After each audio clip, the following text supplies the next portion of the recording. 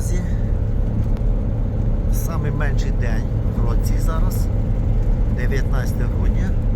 І ще там буде до 24-го. Після 24-го почне день прибавлятися. Самий менший день, ще й тумани.